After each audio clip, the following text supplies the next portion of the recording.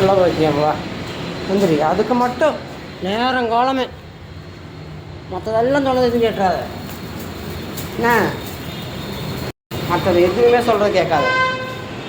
இது விரிச்சுட்டு வரேன். ஏதோ பெட்ஷீட் துவைக்கலான்ட்டு இருந்தேன் உன்னோடது ஊற வச்சு. சரி விடு, நாளைக்கு உன்னை வெறுந்தரையில் படுக்க வைக்கிறேன். அடியே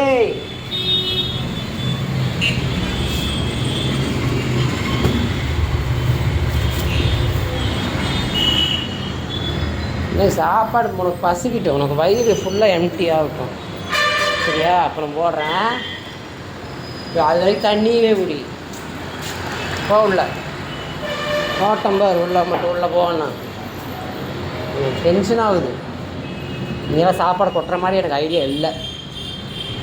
அளவாக போடுறேன், திரும்ப போடுறேன். பசிக்கும்போது சாப்பிடு. 3-4 மணிக்கு தான் போடுவேன். அது வரைக்கும் தண்ணி குடி. ஒன்றும் ஆயிராது, உலகமெல்லாம் நின்றாது. நீ சாப்பிடாட்டி நான் சாப்பிடாட்டி. நானும் தான் காலைல சாப்பிடல.